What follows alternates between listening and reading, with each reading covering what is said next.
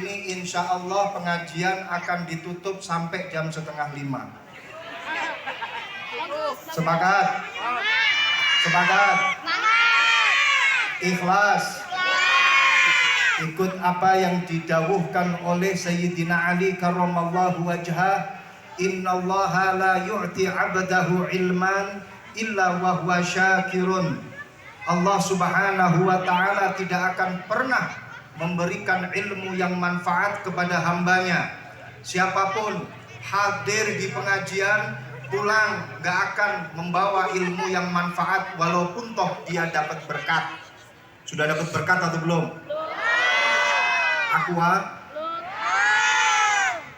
Udah snack? Door prize? Tapi pulang tidak akan membawa ilmu yang manfaat.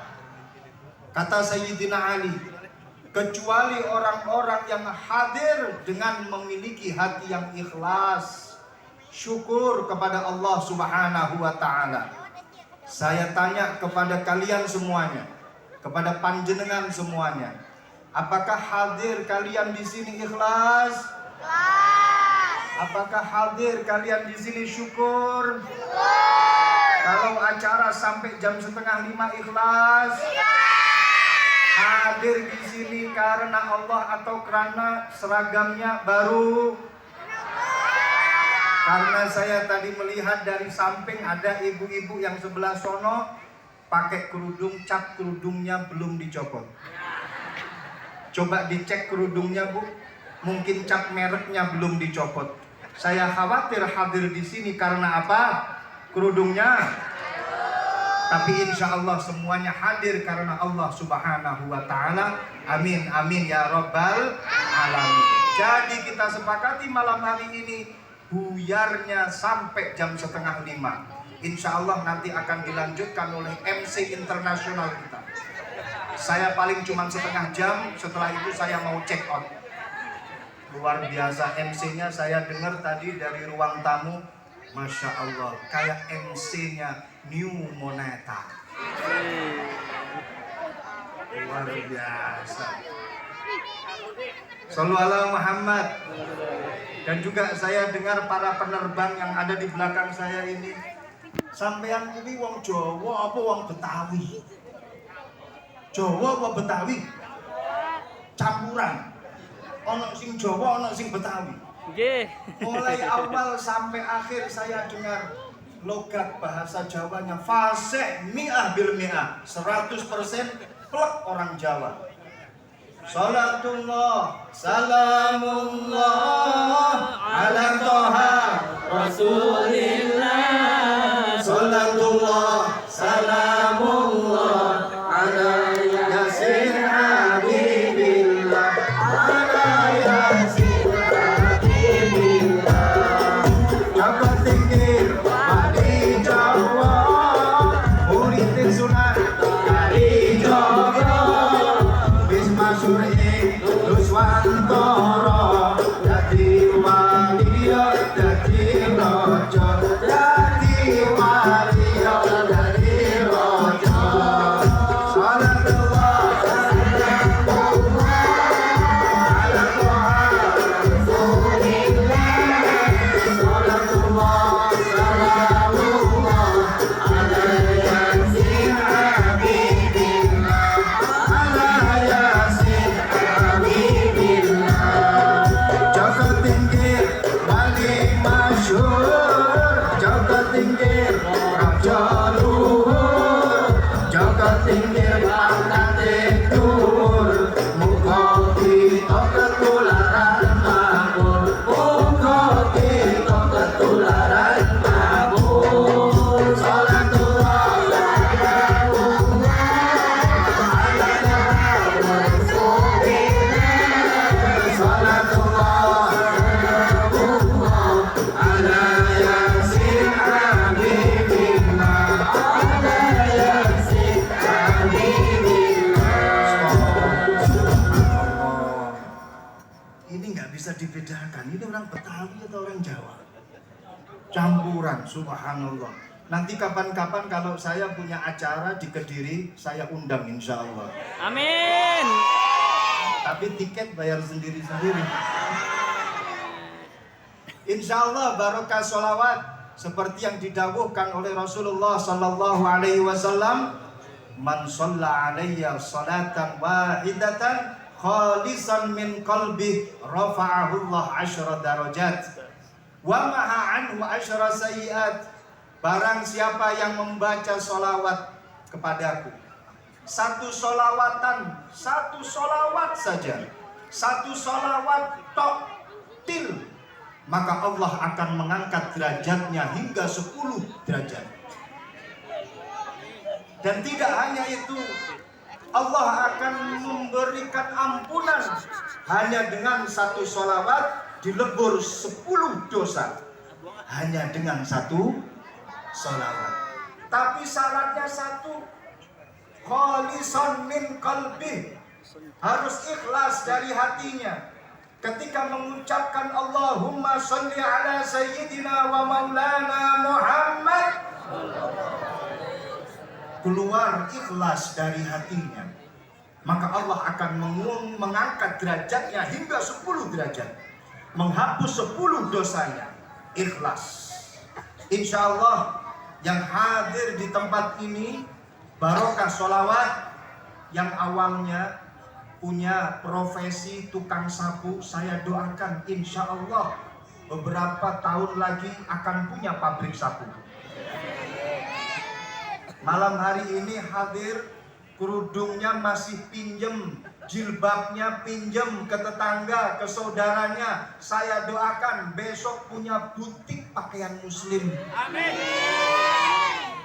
Malam hari ini yang hadir masih numpang pada temannya untuk hadir dalam acara haul, insya Allah besok sudah bisa beli kendaraan sendiri. Amin ya rabbal alamin. Yang penting ikhlas dalam membaca salawat kepada Nabi Muhammad Sallallahu Alaihi Wasallam. Barang siapa yang bersolawat, semakin banyak dia bersolawat kepada Rasulullah Sallallahu Alaihi Wasallam, maka itu menjadi pertanda bahwa orang tersebut betul-betul cinta kepada Rasulullah Sallallahu Alaihi Wasallam. Kalau kita baca sholawat sampai subuh, baca sholawatnya sampai ratusan bahkan sampai ribuan, ini menjadi pertanda bahwa kita insya Allah minal muhibbin, termasuk bagian orang-orang yang mencintai Rasulullah. Kenapa dikatakan semacam ini? Karena wa min alamatil mahabbah kasratu dzikri. Termasuk alamat orang yang mencintai seseorang, tanda orang mencintai seseorang, maka dia akan selalu mengucapkan ingat kepada orang yang dia cintai. Contoh, ketika ada seorang laki-laki gendaan. Apa gendaan bahasa Betawinya? Hah? Tahu nggak? Gendaan, pacaran. Ketika ada seorang laki-laki falling in love kepada seorang perempuan, katakanlah laki-laki tersebut namanya Paijan, yang perempuan namanya Tukiem.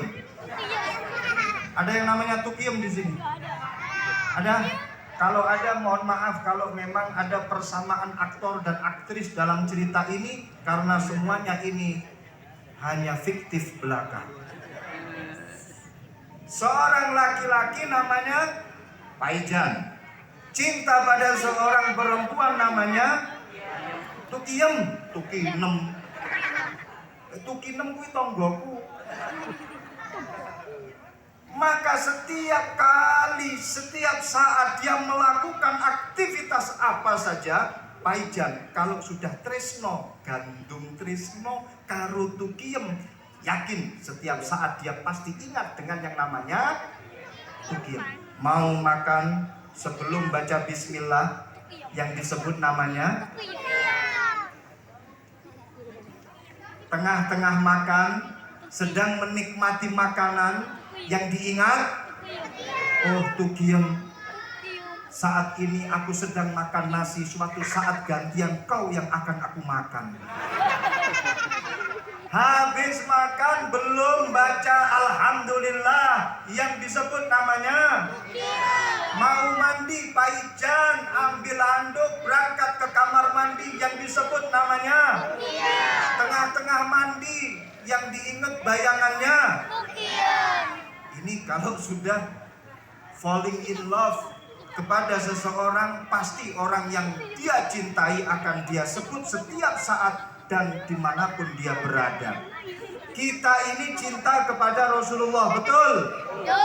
Kalau memang kita cinta kepada Rasulullah, maka setiap saat, setiap waktu, kapanpun dan dimanapun kita berada, yang harus kita ingat adalah Rasulullah Sallallahu Alaihi Wasallam.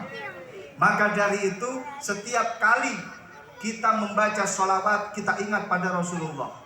Setiap kali semakin banyak kita membaca sholawat, maka itu menjadi pertanda bahwa orang tersebut adalah orang yang cinta kepada Rasulullah.